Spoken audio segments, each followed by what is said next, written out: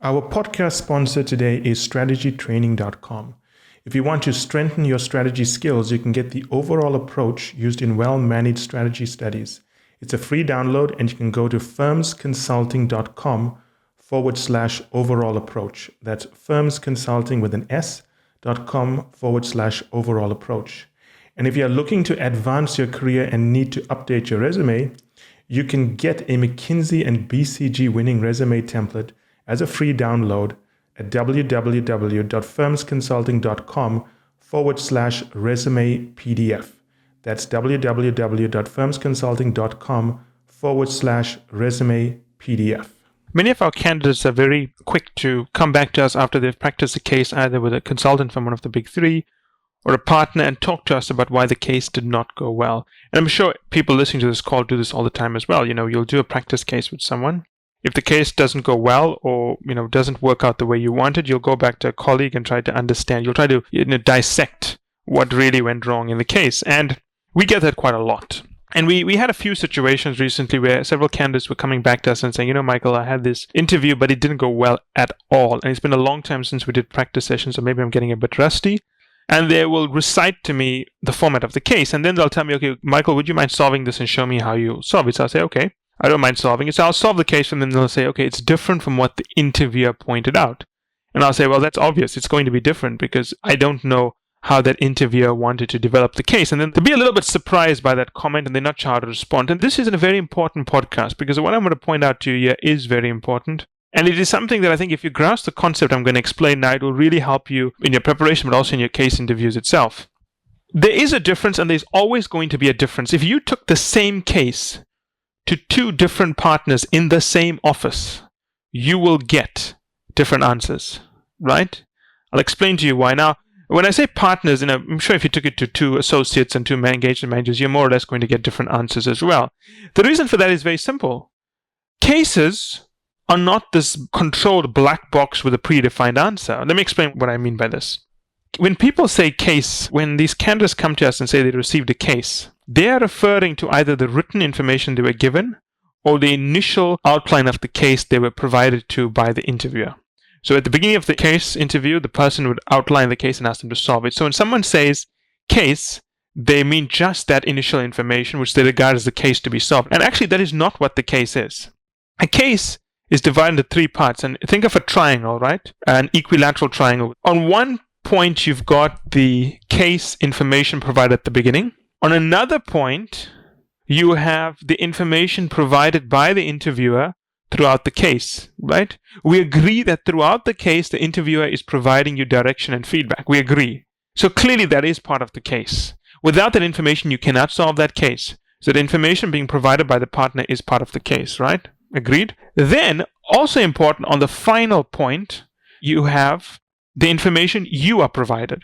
If, for example, let's assume you're doing a case, right, and you come up with a very interesting way to analyze an area that the partner may not have considered important. He may ask you, Jane, yeah, that sounds interesting. Explain to me how you will do that. Now, the mere fact that they've changed direction based on the information you have provided means that the case has changed direction. The point I'm trying to make here is that when you do a case, do not assume the case information is only what is written or provided up front.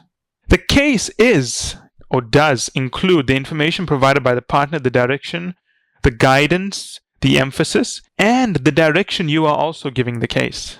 Because of these three variables, no two cases are the same. So when you come to someone and say, hey, you know what? Do this case. They are never going to come up with the same approach as someone else. Never. And if they come up with the same approach as someone else, it's coincidental in my opinion. Right? The approach may be similar. The structure, I think there's a high probability, maybe 50-60% of the structure, the initial structure being the same. But the way the case will pan out to solve the case going forward, there's no way it's going to be similar. So just understand that, right? And let me explain to you why they will differ, right? Let me give you an example of why they will differ. Remember, there's three parts of information coming into this case that defines the case. The emphasis you provide as the interviewee, the direction and guidance the interviewer provides, and the initial case guidelines or initial case question.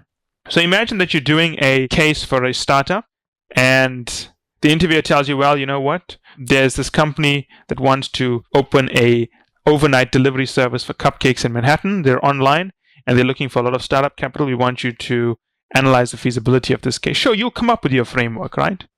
But let's say midway through the case, the interviewer comes back to you and says, well, you know what? What if I told you that this startup, the owners already have committed half of their capital investment into leasing kitchens, so they cannot break the lease.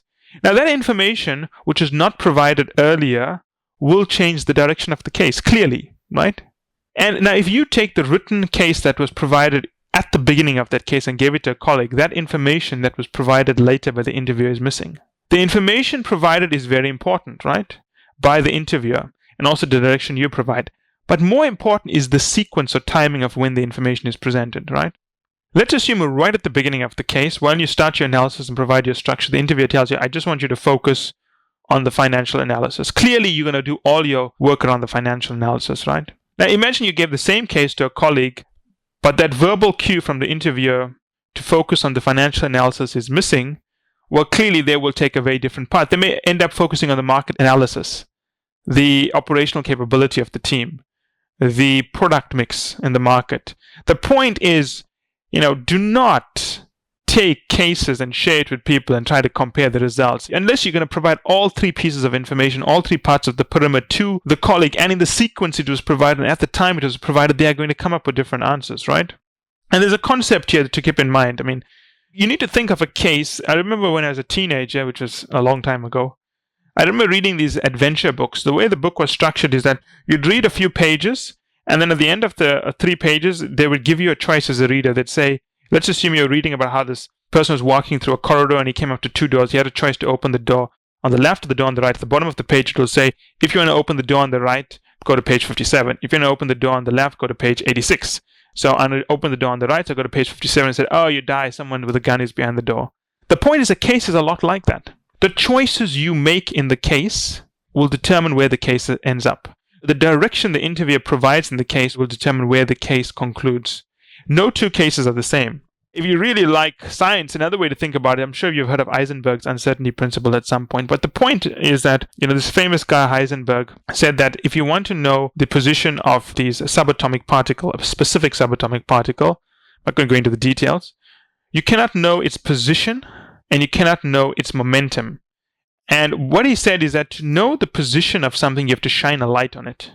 And the mere fact of shining a light on it means it absorbs energy and its momentum changes. The momentum actually changes. So he says that as soon as you shine light on something, you'll take a snapshot of its position, but as a result of taking that position measurement, its momentum has changed. So you can't know both at the same time. Right? It's called Heisenberg's uncertainty principle. Cases are a lot like that. As soon as the case begins, the case has changed. No matter what anyone says, as soon as that, if you take any famous case book, even the cases we have on our website, as soon as you start working on that case, as soon as you've structured your approach and shared it with someone, the case has changed. The case is no longer the version that you started with. It's changed by what you've decided to emphasize, by the framework you've come up with. It's also changed by the feedback you've received from the interviewer. So keep that in the back of your head, right? Cases are not the static kind of problems that you need to solve. Some tips here on how to be aware of this. I think the first one is understand the pyramid concept. You are one part of the pyramid. The case is one part, and the information from the interviewer is one part. All three are important. I would say they're equally important. The interviewer is no more important than you in the case. BCG has this concept called facilitated brainstorming, which means you need to solve the case with the interviewer, right? So you're both working to solve the case together. And I like that concept, and that's what you need to do. You need to solve the case with the interviewer. What this means is have a conversation with the interviewer. And it surprises me how many people do not use the information the interviewer provides. They treat the feedback from the interviewer as if it's less important than the original written information they were given in the case. That is not true. The information the interviewer is providing is part of the case. In most cases, there's information that's provided to you and information not provided to you. So clearly, the material the interviewer is providing in the case, verbally, is part of the case. It's just not provided to you in a written format. So you need to have this conversation and listen to what the interviewer is doing. And the third thing I would think is try not to be smart. As they say in the deep south, don't be sassy. The point is this. A lot of people try to be smart. They try to come up with this sophisticated analysis that is not necessary. You got to understand what you're trying to solve, which is your key question. You got to come up with a generic approach, and you got to be able to talk it through. Most people will try to take the case and dazzle the interviewer with their insights at the end. If you do that, you're not working with the interviewer. If you're not working with the interviewer, that's 1/3 of the triangle you're missing, because if you're not working with the interviewer, you cannot extract information from them. So basically, you're only using 2/3 of the information provided. That from the case and that you are bringing to the table. It is vital that you have this conversation with the interviewer. Interviewers don't like smart people. They like logical people, analytical people. Smart people don't get consulting offers. Remember that smart people know things. Consulting firms look for people who can solve things. There's a difference. If you know things, you're an encyclopedia. If you can solve things, you have processing power. They are different. So always keep this in the back of your head. Just to summarize, when you want someone to do a case that you've done, remember that they are going to solve it differently, and that is expected. Because you're only giving them 1/3 of the information that makes up the case. The other 2/3 is the information you bring to the case and what the interviewers bring to the case. How do you fix the problem? Well, first thing is understand this. Second thing is listen to what the interviewer is doing and follow the guidance. And the third thing is don't try to be smart, but be logical to solve the case. As we wrap up, today's podcast is sponsored by strategytraining.com. If you want to strengthen your strategy skills, you can get the overall approach used in well-managed strategy studies as a free download. Go to firmsconsulting.com/overall approach. And if you're looking to advance your career and need to update your resume, you can get a McKinsey and BCG winning resume template example as a free download at www.firmsconsulting.com/resume PDF.